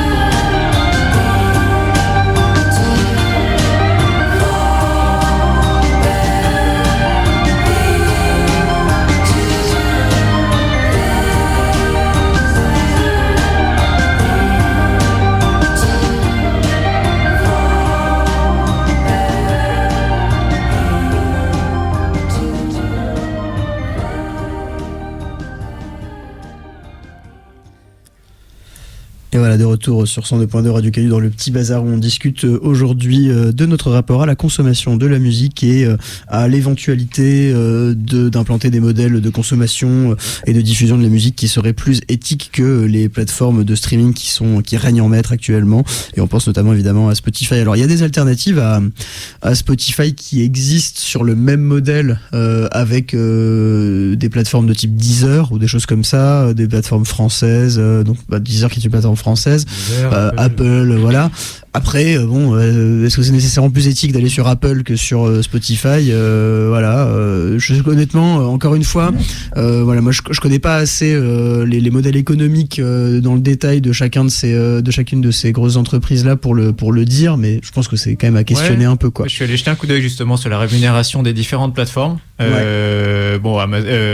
Spotify c'est la pire, comme tu disais, et étrangement ou pas, la meilleure pour les artistes c'est Amazon. Ok. Ce qui est le comble, mais en fait c'est justement parce que Amazon s'en sert pour fidéliser des clients sur sa propre plateforme Prime. Ouais. Et du coup il donne un peu plus d'argent aux artistes. Bon, personne n'est abonné à Amazon Prime. Ouais, non. Il y avait des tentatives de streaming un peu plus éthique. Je me souviens à l'époque où Tidal était sorti aux États-Unis, ils l'ont sorti comme une coopérative d'artistes. Il y avait les Daft Punk, Madonna qui ont signé un espèce d'acte de fondateur de la plateforme. Tidal qui avait aussi comme avantage une qualité de musique, une qualité sonore prétendument meilleure. Là, ça n'a jamais vraiment pris. Finalement. Mais et d'ailleurs, c'est un exemple intéressant qui amène un peu le sujet dont je voulais parler maintenant, c'est-à-dire qu'en fait, Tidal poser la question d'une alternative aux plateformes de streaming, mais quand on voit qui est à l'origine de Tidal, c'est quand même en fait des mastodontes de la musique avec une fortune colossale et des sponsors par milliers pour les backups, pour créer l'entreprise, etc. Puisque c'était donc Jay-Z qui était derrière Tidal et tout, et du coup je trouve que ça pose cette question-là aussi. Alors si on se place d'un point de vue des artistes, c'est-à-dire que objectivement aujourd'hui, quels moyens un artiste dispose pour diffuser sa musique mondialement et pour se faire connaître? La réponse c'est Spotify, quoi. Enfin, c'est les plateformes de streaming qui sont les plus pratiquées, les plus consommées dans le monde. Alors diffuser de la musique et être rémunéré, parce que si c'est pour le faire gratuitement, il y a SoundCloud qui existe. À l'époque il y avait MySpace. Alex n'en parlera pas parce qu'il ne connaît pas trop. Mais je suis pas assez vieux. Je pense qu'il y a des moyens de diffuser sa musique, mais la question c'est comment être payé. Et malheureusement Spotify c'est celui qui malgré tout a le plus d'auditeurs. Oui, et puis moi je suis d'accord avec toi, Pat, mais c'est vrai que honnêtement quand même, oui, il y a SoundCloud, etc., mais en fait tu peux pas être assez naïf en tant qu'artiste pour te dire que tu vas te faire connaître sur SoundCloud, quoi. Je veux dire, acquérir une vraie notoriété qui te permettrait peut-être de vivre justement de ton métier musical, etc., ça paraît un peu compliqué de le faire en dehors, en fait, quand même, malgré tout, des grosses plateformes, même si la rémunération elle est ridicule, comme tu dis, on est rémunéré quand même, mais de manière complètement absurde et scandaleuse. Mais est-ce que la problématique est tant que ça de se faire rémunérer, ou est-ce que en fait finalement pour un artiste, malheureusement les artistes ont renoncé à Spotify par exemple comme source de rémunération viable, mais par contre ont accepté que c'était une source d'acquisition de notoriété qui était un peu indispensable ou incontournable aujourd'hui, quoi. Et donc peut-être qu'ils la voient plus comme ça que comme une source de rémunération, je sais pas. Mais clairement les services de streaming maintenant, rien qu'à la connexion, quand vous ouvrez votre logiciel, votre Spotify, votre Apple Music, en fait ça n'a plus rien à voir avec iTunes où vous avez une liste un peu austère ou une collection de disques. C'est presque une page web avec des choses bien présentées, des couleurs vives, avec une curation derrière. Et c'est pour ça que les services de streaming, en fait, ils ne font pas que fournir de la musique, c'est une vitrine de l'industrie musicale, en fait. C'est ça. En même temps. Donc en fait, on peut choisir, entre guillemets, de pas gagner d'argent, mais si on a une exclue Spotify ou quoi, finalement c'est bénéf, quoi. Ouais, c'est un peu l'ambiguïté. Mais voilà, en tout cas, la question se pose. Et du coup, la question, c'était aussi, en soi, en fait, de se demander quelles étaient les possibilités pour les artistes alternatives aux plateformes. Alors, on en a parlé de quelques-unes, etc. Et en fait, c'est la raison pour laquelle on a passé le premier artiste qu'on a écouté tout à l'heure, que vous avez sans doute reconnu, c'est Neil Young, avec la chanson Only Love Can Break Your Heart sur son premier album, je crois, After the Gold Rush en 68. du coup, on a choisi Neil Young parce que Neil Young était un des quelques artistes qui a, de manière assez avec force et fracas, qui a dit qu'il se barrait de Spotify. Alors je sais plus exactement quelle année c'était. En 1971. Il a dit j'arrête Spotify. Non, mais c'était je crois à la fin des années 2010, un truc comme ça quoi. Et en fait il avait une autre justification dont on n'a pas encore parlé. C'est vrai qu'au-delà des rémunérations problématiques, des problèmes de droit, des violations de droits d'auteur que Spotify commet quotidiennement, etc., pour lesquels d'ailleurs ils ont eu des procès aussi d'artistes. Il y a des artistes qui ont essayé d'attaquer Spotify en justice pour violation de droits d'auteur, etc. Voilà, il y a même un procès qui avait fait pas mal de bruit il y a quelques années où l'artiste aurait réclamé 150 millions de dollars à Spotify. Mais là, la justification, c'était aussi, c'est vrai qu'en fait, le fait que Spotify soit une plateforme ultra libérale en termes de aussi catalogue, sans forcément tri politique dans le choix des artistes et des voix qui y sont représentées, bah du coup, ça fait que Neil Young, il supportait pas d'être, par exemple, sur la même plateforme qui diffusait et qui faisait aussi la promotion assez agressive de podcasteurs comme ultra conservateurs, racistes comme Joe Rogan. Et c'était ça qu'il avait invoqué comme motif pour dire je me casse de Spotify parce que en fait je refuse d'être associé à ces gens-là, ce qui a fait un geste assez admirable en soi, toujours un peu tempéré par le fait quelques années plus tard il est revenu, alors que vous disiez tout à l'heure, par désillusion, parce qu'il allait sur d'autres plateformes et il a vu que ça marchait pas et que c'était pareil, les problématiques étaient les mêmes, mais voilà, il est revenu alors avec une déclaration qui faisait beaucoup rire. Je vous la lis parce que c'était quand même un peu ronchon aigri, qui revient mais qui fait la gueule. Ma musique sera de nouveau présente sur Spotify, la première plateforme de streaming de musique en basse résolution au monde où la qualité n'est pas la priorité. Voilà, c'était ça son argument à Neil Young aussi, c'était que pour lui, Spotify, la musique en streaming, c'est de la musique ultra compressée. Et pour lui de qualité insuffisante. Alors ça c'est un peu un débat de puriste, on l'a évoqué rapidement tout à l'heure avec l'histoire des téléchargements des MP3. Pour la majorité des gens ne font pas la différence en fait entre un CD, une musique écoutée sur un CD, et la musique compressée, enfin jusqu'à un certain seuil bien sûr. Mais les puristes, les audiophiles qui ont une chaîne hi-fi qui vaut 1000 ou 10 000 euros, l'entendront probablement, ou peut-être pas, ou feront mine de le reconnaître. Et Neil Young, pour lui, il disait que la qualité était insuffisante, qu'il bradait sa musique sur Spotify, et du coup, il a voulu lancer sa propre plateforme qui a fait un bid. Ouais, c'est ça en fait aussi. Il y a ces artistes qui ont essayé. Alors Neil Young l'a fait. En Amérique du Nord, au Canada, aux États-Unis, et nous on a notre propre Neil Young qui a fait ça, c'est Pascal Obispo,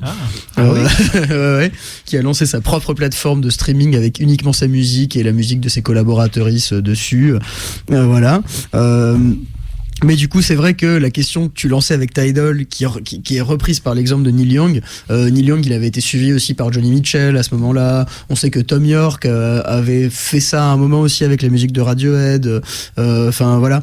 Mais ce qui avait été beaucoup pointé du doigt à ce moment-là, c'est que c'est bien beau, mais ces alternatives-là, ou cette possibilité-là de sortir du réseau tentaculaire du streaming, c'est un truc de riche. C'est une possibilité qui est pour des artistes qui sont installés, qui ont déjà fait leur fortune, qui n'ont pas besoin en fait de la maigre somme que vont leur apporter les streams sur Spotify, qui n'ont pas besoin de la visibilité que la plateforme pourrait leur offrir, etc. Et du coup, il y avait ce truc qui avait été beaucoup reproché à Radiohead, je me souviens, quand ils avaient notamment fait avec In Rainbows leur sortie en mode donnez ce que vous voulez pour acheter notre disque. Tout le monde avait trouvé ça génial, mais il y avait beaucoup de monde dans l'industrie de la musique qui avait dit ils sont bien gentils, mais en fait eux ils peuvent le faire, ils ont déjà suffisamment de fric, ils font ça, après ils vont faire une tournée qui va leur apporter des millions d'euros, donc de toute façon ils vont rentabiliser la sortie du disque. Et qu'est-ce que ça dit de nous derrière qui vendons nos disques 25 € parce qu'on en a besoin, quand il y a un artiste mondialement connu qui dit vous savez quoi, nous on est gentils, on va vous le donner gratuitement quoi. Donc il y a toujours ce truc c'est des gestes qui se veulent politiques, solidaires, en soutien aux artistes exploités sur Spotify, etc., les gestes de Neil Young, de Johnny Mitchell, etc., mais qui sont aussi une manière quelque part involontaire sans doute de rappeler la distinction, quoi, de se dire nous en fait on l'a fait, donc on peut faire des gestes comme ça, quoi. Et la raison pour laquelle on a passé Beach House derrière, alors Beach House qui était un groupe qui fonctionnait déjà assez bien dans le milieu indie, etc., mais en fait c'est parce que justement toi t'as choisi ce groupe parce que c'est grâce à ces plateformes-là, un peu, qu'ils ont pu acquérir encore un nouveau stade de notoriété, quoi. Oui, et un clin d'œil à une autre plateforme, et qu'en fait, qui n'est plus à négliger, c'est les réseaux sociaux de type Instagram et là, TikTok en l'occurrence pour Beach House. Car en fait, tous les réels et les petites vidéos avec des musiques qui sont sous licence, hein, c'est pas du piratage, sont rémunérés. Les artistes sont rémunérés à chaque fois qu'on utilise leur musique. Et du coup, Beach House, avec surtout Space Song, qui est devenu un des hymnes de TikTok, gagne énormément, peut-être pas, mais gagne de l'argent grâce à ces plateformes. D'ailleurs, ils en sont assez contents, et ils le savent. Et la question se pose aussi comme rémunération des artistes, parce que TikTok, qui est en voie d'interdiction aux États-Unis ou pas, en fait représente une manne d'argent important pour les majors, et du coup un levier d'influence aussi. Ouais, intéressant. Du coup, justement, de parler un petit peu de ces rencontres d'influence là, et puis encore une fois, de se dire que c'est ce qu'on disait avant de passer les morceaux, quoi. Les possibilités d'alternatives, en fait, sont limitées et ne fonctionnent pas par ailleurs pour la plupart, quoi. Et en fait, sont aussi encore une fois des choses un peu de riches parfois, quoi. Voilà, je sais pas comment le formuler autrement, ou alors des solutions qui sont des solutions de colère temporaire qui sont sans doute défoulantes pour les artistes et qui sont défoulantes pour nous, le public aussi, mais qui au final sont pas pérennes, quoi. Donc c'est une question à se poser. Et puis en fait, ce qui interroge aussi, et c'est le dernier axe de notre discussion du jour, on va passer les 2 derniers morceaux là de l'émission. Alors on aura peut-être le temps d'en passer un petit dernier pour clore l'émission, mais les 2 derniers morceaux qu'on va passer sont pour mettre en lumière une alternative qui était quand même jusqu'à il y a pas si longtemps une alternative vraiment quand même qui semblait assez solide en fait à ces plateformes de streaming là. Si on souhaitait le faire en tant que consommateur, on pouvait aller sur Bandcamp et de fait, alors il y a pas un catalogue aussi fourni parce qu'il y a beaucoup d'artistes de grandes majeures qui sont pas représentés sur Bandcamp, mais Bandcamp c'était une manière pour les artistes de mettre leur musique directement en fait en lien avec l'auditeur sur internet, et puis de gérer en fait tout le merchandising de leur musique et toute la commercialisation de leur musique eux-mêmes en quelque sorte, ou via leur label par le site Bandcamp. Seul problème en fait, et ça c'est un peu déprimant, quoi, c'est qu'on voit que Bandcamp est en train de se faire rattraper aussi par les majors, par de grandes entreprises très lucratives qui essaient de les racheter pour en faire un modèle un peu type plateforme de streaming, etc. Donc on va discuter un petit peu de tout ça et puis parler quand même de ce que Bandcamp a pu nous amener, et puis en termes aussi de proximité avec les artistes, établir un peu le lien, parce que Alex aura une petite anecdote à nous raconter, notamment concernant le premier morceau que l'on va passer. Allez, c'est parti. We'll be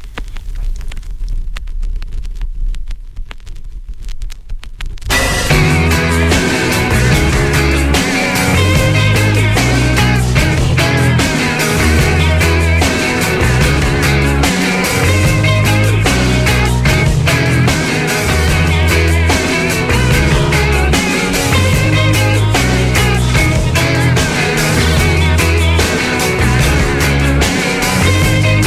back.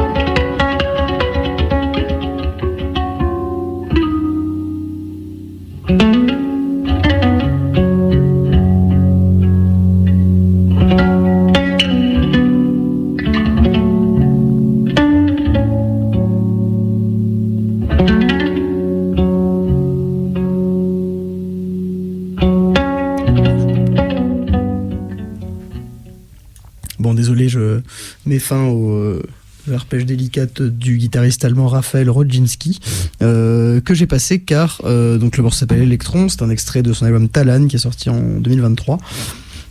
Et en fait, pour finir un peu nos discussions, on va parler d'une vraie alternative qui a existé pendant très longtemps et qui était quand même une espèce de quand même, enfin, je sais pas, d'utopie, honnêtement, musicale, de consommation musicale, quoi, au milieu de tous ces services de streaming qui dévorent complètement les artistes. Il y avait Bandcamp, Et Raphaël Rodzinski, j'ai découvert sur Bandcamp. Le catalogue, cet album-là, par exemple, de Raphaël Rodzinski n'est pas disponible sur Spotify. C'est pas un choix, là, pour le coup, de Rodzinski nécessairement. C'est juste qu'en fait, c'est un petit artiste indépendant et que lui, du coup, n'a absolument aucun intérêt, en fait, vu en plus le type de musique qu'il joue, c'est-à-dire de la guitare acoustique instrumentale avec influence de la musique des Balkans, etc. Enfin, je sais pas s'il y a beaucoup d'intérêt à mettre sa musique sur la plateforme de streaming comme Spotify. Par contre, l'intérêt pour lui, c'est de mettre sa musique sur Bandcamp. Alors, rappelez Bandcamp vite fait. J'avais quand même des trucs un peu précis sur Bandcamp pour expliquer un peu à tout le monde ce que c'est si jamais vous ne connaissez pas. Donc, c'est une plateforme qui avait été lancée en 2008. Et c'est une espèce de disquaire en ligne, en fait, plus exactement. Alors, à la différence près que vous pouvez aussi télécharger en payant les MP3, des morceaux, etc. Vous avez accès au catalogue entier de beaucoup d'artistes qui le mettent directement et qui est en fait une espèce de modèle un peu redistributif, quoi, qui est une alternative pour le coup légitime à Spotify parce que, par exemple, en gros, si vous achetez de la musique sur Bandcamp, vous êtes rétribué, ou vous étiez, je sais pas si c'est encore le cas, rétribué en tant qu'artiste à hauteur de 82% du prix de vente de votre musique, ce qui est en fait quand même gigantesque pour le coup, sachant que là c'est un article que j'ai imprimé qui dit qu'un artiste à la fin des années 90 touchait 10% de chaque vente d'album. Là c'est 8 fois plus, quoi. Et sachant qu'il faisait même Bandcamp, les Bandcamp Fridays à un moment, qui était la possibilité en fait en gros de lever toutes les commissions qui étaient prélevées et ou du moins en fait de faire en sorte que ces commissions soient reversées elles aussi aux artistes tous les vendredis. Si vous achetiez des choses sur Bandcamp, les artistes touchaient 100% de la vente, qui est l'équivalent d'une vente directe à un concert ou des choses très rares, quoi. Et après les labels ou parfois les artistes, on va y revenir, eux-mêmes se chargent du packaging eux-mêmes, se chargent de l'envoi, de l'expédition, de la relation client. Alors il y a des employés aussi, enfin il y a des gens qui travaillent à Bandcamp pour gérer la relation client, pour gérer en fait, je pense, la médiation aussi entre clients et labels, etc. Oui, les articles aussi, ils rédigent un peu de découvertes toutes les semaines, les nouveautés, les choses comme ça. Faut vraiment voir ça comme une place de marché où chaque artiste ou groupe a sa petite échoppe et peut vendre pas seulement de la musique, mais de la musique physique et du merch, des t-shirts, des choses comme ça. Ouais, et Bandcamp fait un travail effectivement d'un peu d'éditeur, enfin pas d'éditeur mais de curateur, un peu comme ça, voilà. Mais donc en fait c'est super, quoi. Là tu te dis ça c'est vraiment l'idéal absolu de comment consommer de la musique via des plateformes dématérialisées, digitales, comment commander de la musique, comment avoir un rapport avec l'artiste direct, etc.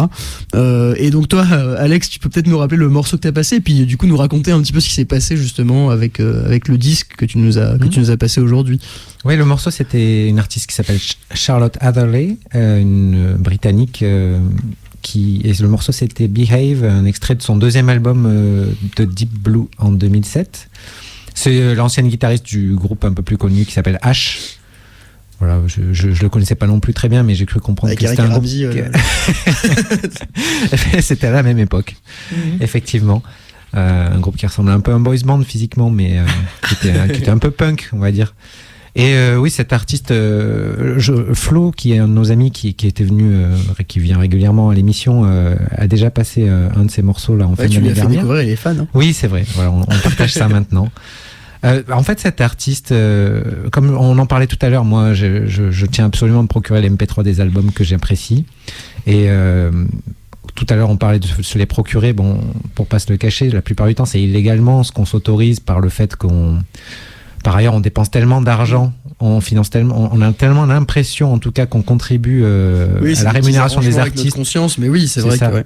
On fait quand même partie de la proportion, je pense, des 1% de gens qui vont le plus au concert, qui achètent le plus de disques par ailleurs. Pas personnellement, mais vous. Moi, j'achète pas mal de t-shirts aussi, mais je vais surtout au concert. Donc voilà, on s'autorise les MP3 illégaux pour déjà pour découvrir aussi des artistes. Mais bon, et en fait, comme je disais, ça devient quand même plus compliqué de trouver tout ce qu'on cherche en MP3, puisque avec les plateformes de streaming, ça devient inutile pour la plupart des gens. Mais Bandcamp, du coup, est le joker parfait. Il remplit toutes les cases pour se procurer le MP3 quand vous ne le trouvez pas. C'est-à-dire que là, vous l'avez, vous payez, mais vous payez pas pour rien parce que vous rémunérez l'artiste, comme tu disais, à hauteur à un pourcentage qui est tout à fait honorable, et au moins vous le financez, quoi. Et donc j'utilise ça quand je trouve pas les MP3. Et là, je l'ai fait pour Charlotte Hatherley, du coup, parce que je voulais absolument l'album dont Flo s'est entiché par mon intermédiaire parce que je l'avais pas en fait en MP3. Et il se trouve qu'elle le proposait en vinyle au prix de 5 pounds. Ah ouais. Moi qui n'achète jamais les disques, je me suis dit je vais pas télécharger les MP3 qui sont plus chers, je vais acheter le vinyle. En plus souvent il y a un code MP3 avec. Bon là l'imbroglio c'était que j'ai pas eu de réponse suite à ma commande qui a été effective pendant 1 mois, j'ai pas eu de retour, pas d'expédition, pas de réponse. Et en prenant contact avec la plateforme, ça a abouti à ce qu'ils me mettent en contact direct avec l'artiste, puisque eux-mêmes n'avaient pas de retour. Il se trouve qu'elle était en tournée pour Bad for Lashes, donc en tant que musicienne de concert. Donc c'est pour ça qu'elle avait autre chose à faire. Mais quand elle est revenue, elle s'est excusée dans ses mails. Elle fait je suis désolé, mais je l'ai plus en stock en fait ce vinyle. Bon, j'ai contesté un petit peu tout ça, mais j'ai dit non. Mais elle m'a dit qu'est-ce que je peux t'envoyer à la place. Au début, je me disais c'est un CM et tout, mais en fait, il s'est avéré que c'était pas du tout un community manager. C'était l'artiste elle-même qui me parlait. Et j'ai dit non, mais en fait, je trouve que ton album, voilà, je veux juste payer les MP3 de ton album. T'as pas besoin de m'envoyer autre chose. J'ai pas payé cher déjà sur la plateforme, donc voilà, à 5 pounds, c'est l'équivalent de 8 euros, quoi. Envoie-moi juste les MP3 de l'album. Et elle fait non, mais je suis vraiment trop désolé, je vais faire un truc. J'ai plus de nouvelles encore pendant 1 mois. Elle est repartie en tournée, je pense. Et au bout d'un mois, je la relance, je fais je suis vraiment désolé, mais je veux juste les MP3 à la limite, c'est pas grave, mais j'ai toujours rien reçu, quoi. Et elle me fait putain, non, je t'ai pas oublié, je m'en charge dès que je rentre chez moi demain. Et là, elle m'envoie une photo. Où tu vois, voilà, elle prend la photo, elle est en train de fermer le paquet, un gros paquet où je vois pas ce qu'il y a dedans, mais c'est la taille d'un vinyle, on voit.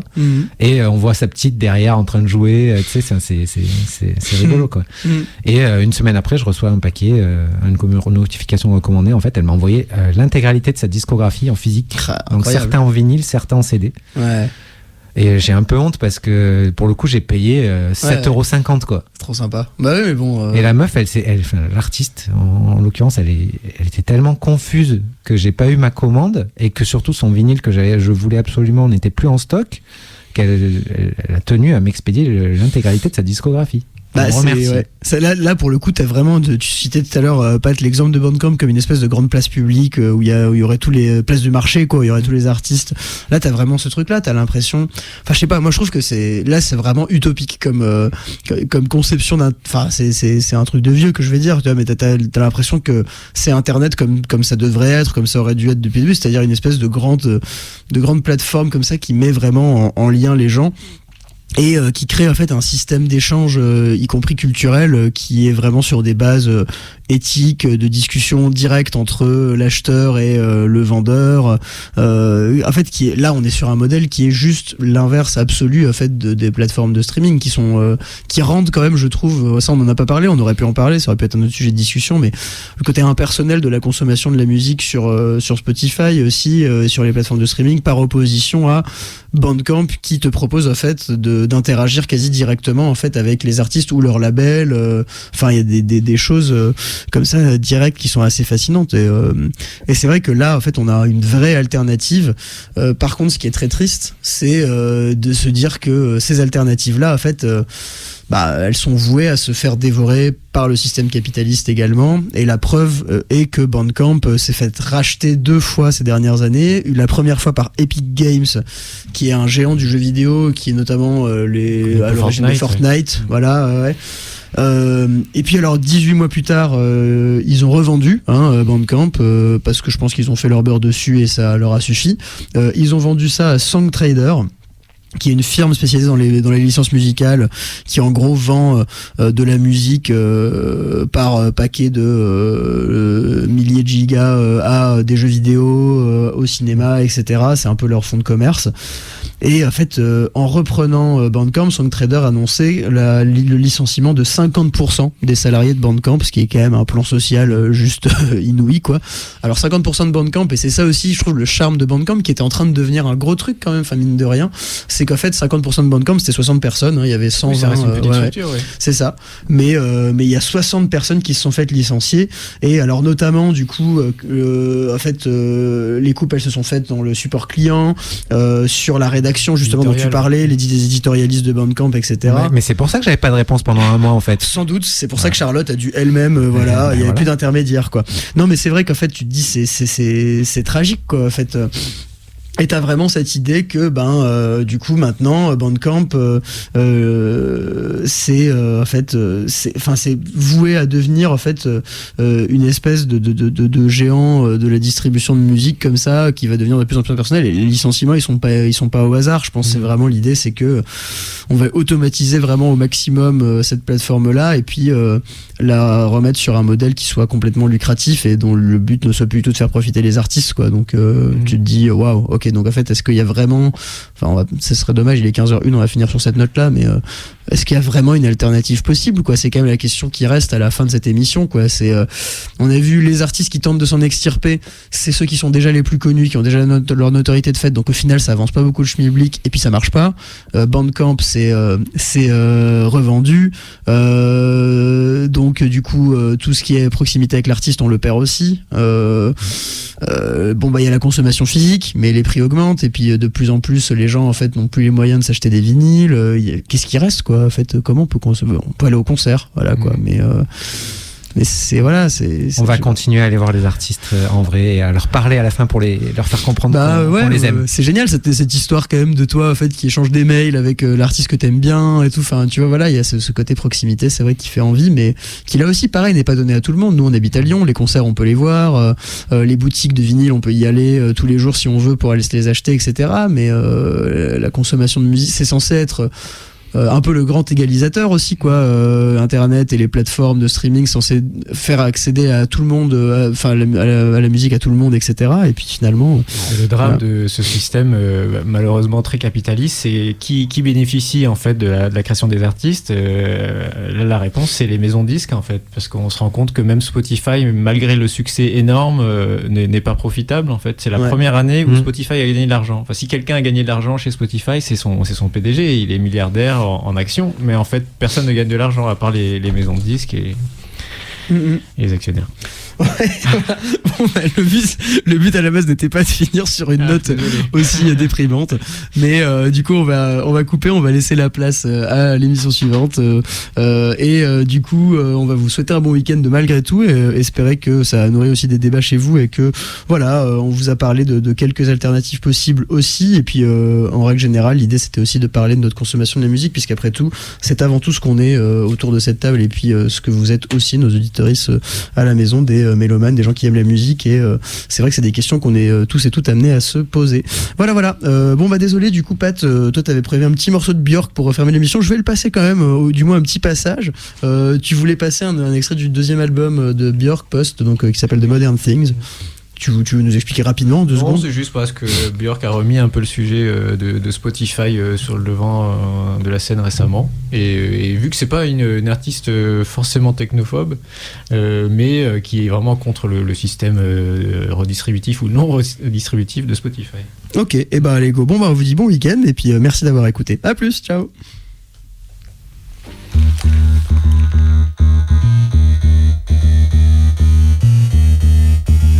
All them modern things like cars and such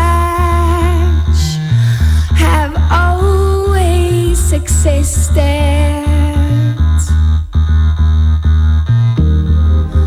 They've just been